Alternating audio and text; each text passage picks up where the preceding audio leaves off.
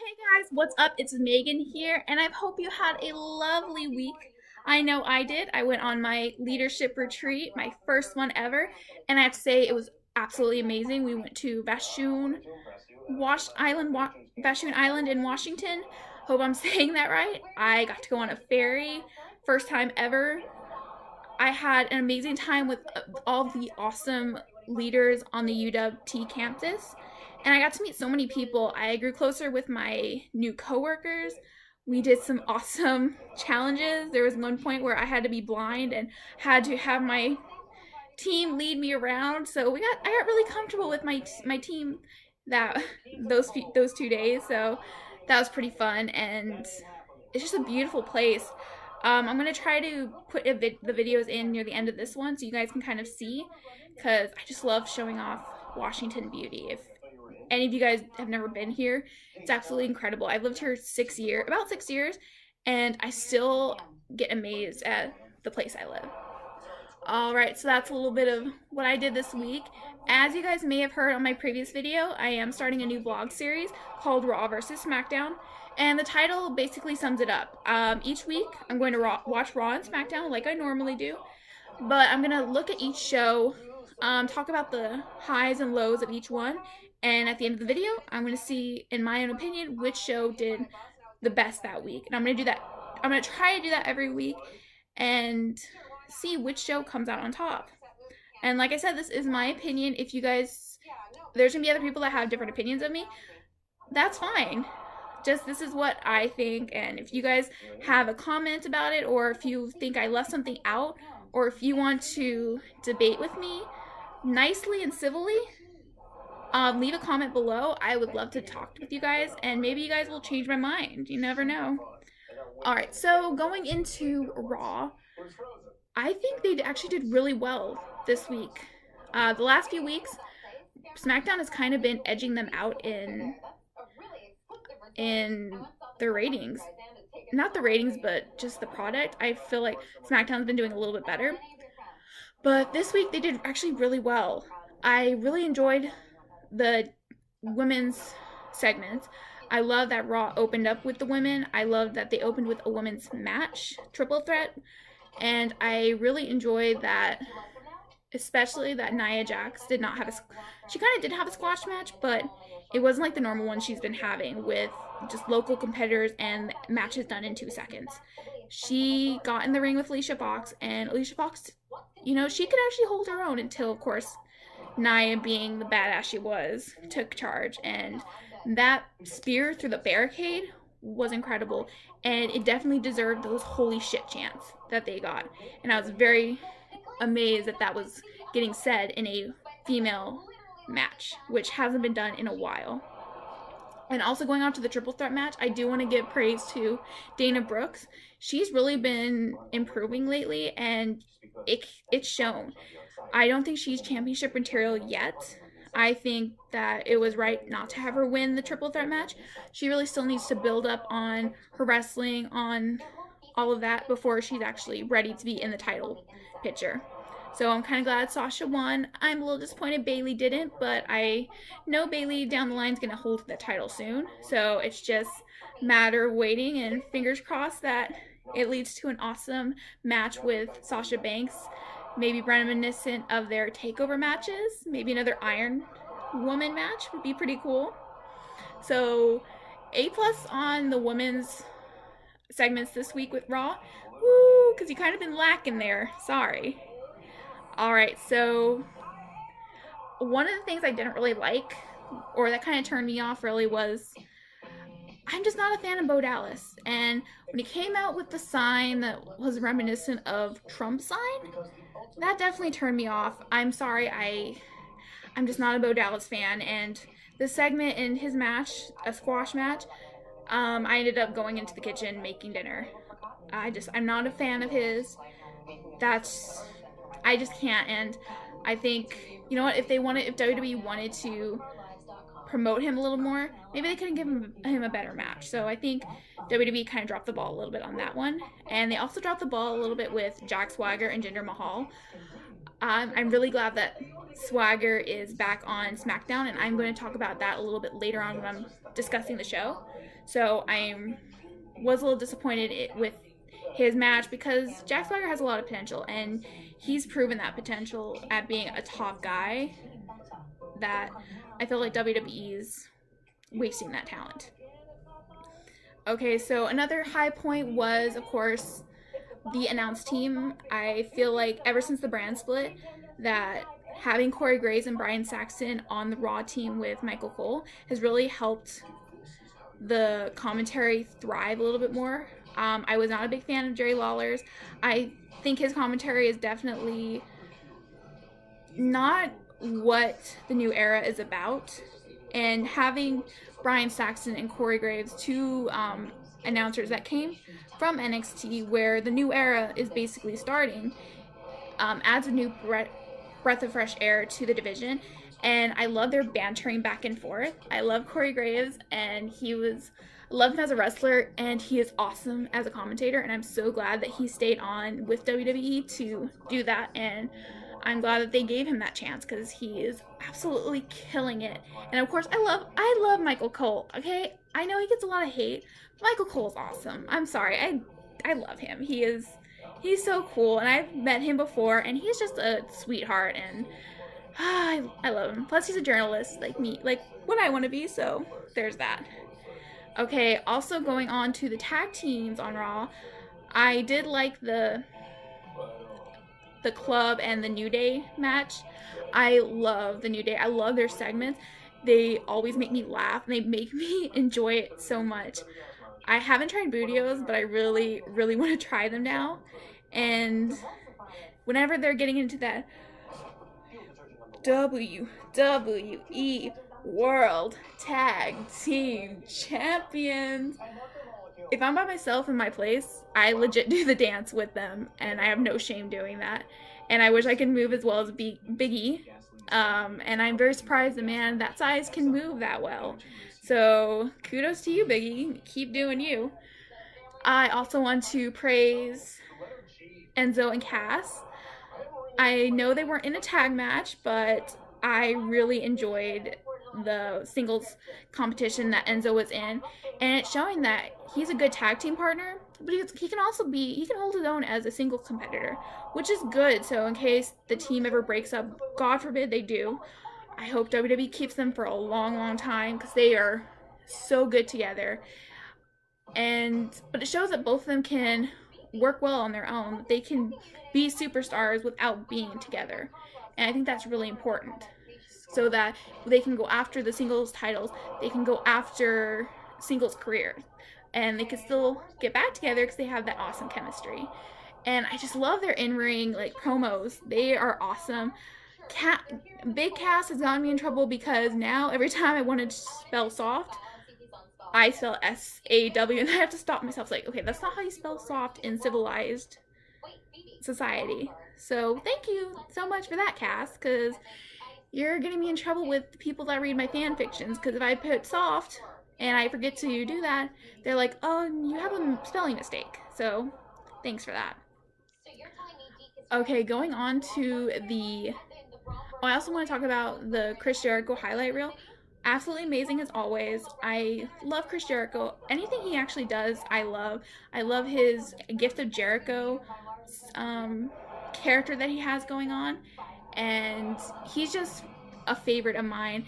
I love this upcoming match with him and Sami Zayn, and I hope they tear the roof off, that this will lead to more matches, that it'll pull Sami away from Kevin Owens matches and get him into other feuds other than that one, which it was an awesome feud, but I really think now that I'm with Kevin Owens having the Universal title, that they can kind of branch out. Although it would be kind of cool for Sami Zayn to win the title from him. I think it would be pretty awesome. But I hope Kevin Owens has the title for a little bit longer, just until Finn Balor gets back and gets the title back. Alright, and going on to the main event, I think the main event was amazing. It's probably one of the best ones that I've seen in quite some time. Kevin Owens and Roman Reigns tore the house down. They did amazing. It was back and forth. It was lively. It was great. There was moments where I thought, okay, so it's gonna be a triple threat match. No, it's not.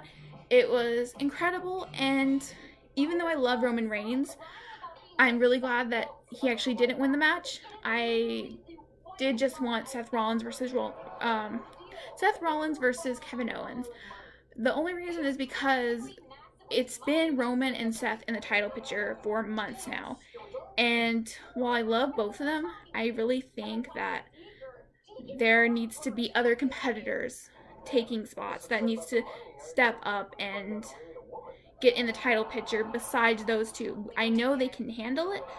I just think with the whole new era that more people like um, Sami Zayn, even Chris Jericho, Enzo, Cass, all those people, I really think they need to get a shot at holding the Universal title. And hopefully WWE is seeing that. And you know what? I kind of want Roman to kind of focus on the United States title. I think him and Rusev, their little feud is pretty cool. And I hope that he gets a shot at the title as well. So that's my spiel with Raw. Now on to SmackDown. And if you guys see me looking away, I'm actually reading notes. I'm trying to actually write down all my notes so that I'm not babbling on and on and on random tangents. So just going down to my SmackDown notes. Okay, so SmackDown did very well this week. I like the opening with AJ Styles, Dean Ambrose, and especially John Cena because we haven't seen a lot from him, especially after SummerSlam. So it was awesome to see Cena back on TV. I'm a huge C-Nation girl, so I have been a fan of John Cena's forever, and I will always be a John Cena fan. Sorry haters, so there's that. That comment that Dean Ambrose made about the whole part-timer, I know he's trying to get heat, but come on, do not compare John Cena to Brock Lesnar. Brock Lesnar is a part-timer, even Undertaker is a part-timer, which I'm okay with because Undertaker, seriously, his body is like put through the ringer, so if he needs to take months off or a break, you know what, go do you, Taker, you deserve it. But Cena is definitely not a part-timer. Yeah, he hasn't been on a few weeks, but you know what? He's probably at house shows. He is like there like 365 days of the year. And not only is he wrestling, he's doing other outside stuff for WWE. So you know what? He is definitely not a part-timer. So there's my little speech on that. And I really do want him to get the title from AJ. I know people are going to say, oh, he's had the title and all that. Well, you know what? I want him to have the title again so he can say that he's a 16-time world champion, and that will be pretty awesome because he deserves it. He is one of the best. You may not like his character, but he is awesome in the ring because I know a lot of people that boo him would not get in the ring with him. That's just a fact. And if you aren't a Cena fan, that's your opinion. I'm a Cena fan, that's my opinion. Alright, and I do want to point out for all the ladies that love Dean Ambrose, that scruff was on point tonight. And, I am a huge sucker for a guy with a beard, and his facial hair is probably the best I've seen.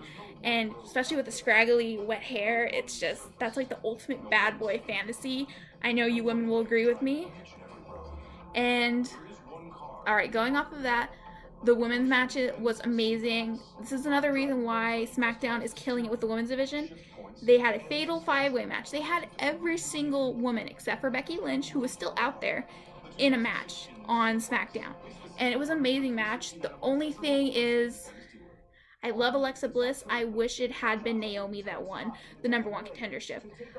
Naomi keeps getting overlooked, and I don't think it's fair. I really think she should have won. I really think she should have gone on to face Becky for the title. And I just hope that she gets her chance soon. Congratulations to Alexa Bliss. I don't think she's going to win it. I think it will be Becky that retains, unless there is a underhanded trick that happens. But hopefully it doesn't, because I want her to hold that title for a little bit longer. Okay, tag teams.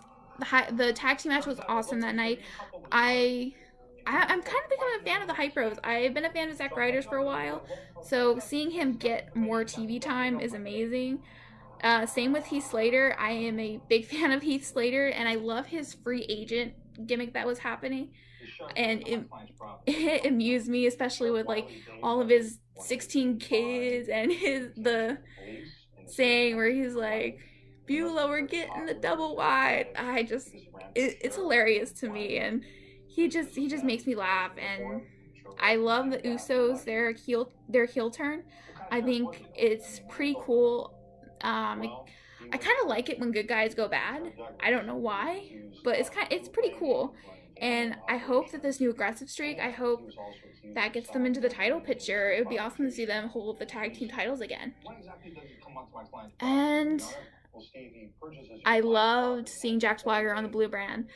I am a big Jack Swagger fan, and his stare down with Baron Corbin, I hope that leads to a pretty good feud for the both of them to give them both the exposure and TV time that they deserve, and that it helps bring up both their characters. Because with Baron Corbin, I really feel like he can be a good star for WWE. I don't think maybe a top guy like Cena, but be a pretty good addition to the WWE for a while. Um, I feel like SmackDown did have a little bit more talking segments rather than actual wrestling. I feel like Raw did have a bit more of that action, but it was still pretty good. Seeing the whole Bray Wyatt Randy Orton feud is pretty cool. I'm a huge fan of Bray Wyatt and his creepy ass gimmick.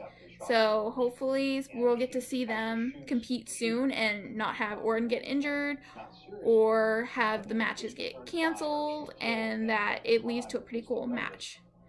And then the main event was so. Could have been better, but I kind of knew what was gonna happen. Cena would win, and then Dean would turn on Cena. That was kind of a given. The one thing I do want to point out is how quick the crowd was to turn on Dean. This happened the night that he lost the title too. It's the same with Roman Reigns. I've heard the entire WWE universe get behind Dean, get behind Roman, and then all of a sudden it kind of switches, and I just don't understand it. I It just amazes me because so many people were for Dean Ambrose. Then he loses the title, and then they're like booing him again. Like, I thought you guys liked him. Like, you guys made that switch really quickly. So that's my little spiel on that one. Okay, so I went over. Oh, also, don't want to leave it out. Also in Raw, my second favorite match of the night was Cesaro versus Sheamus. This best of seven series is pretty cool, pretty amazing. I'm so glad that Cesaro kind of utilized the ropes. He's still a good guy, but you know what? When push comes to shove, you got to do what you got to do to stay alive, and he did that. So hopefully, I do want Cesaro to win those matches. I love Sheamus, but Cesaro definitely needs that opportunity to get into the main event status. So I just want to talk about that real quick because that completely left my mind. So I just want to get that in before I end the episode. Okay, so I've gone through, talked about each episode, what was good, what was bad, and in my opinion, the show that won this week was, drumroll please, I don't have drums, so I'm using the steel on my futon. It is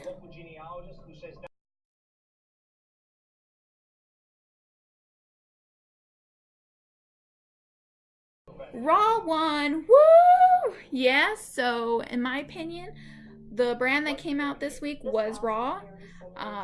They stepped up their game. They are now taking SmackDown as a serious competitor, and they know that they need to step up their game. So hopefully this will make both brands step up their games, elevate the talent, as well as bring us fans some amazing matches, some amazing content. And in the end, The real winners are going to be all of us and the superstars that get to perform.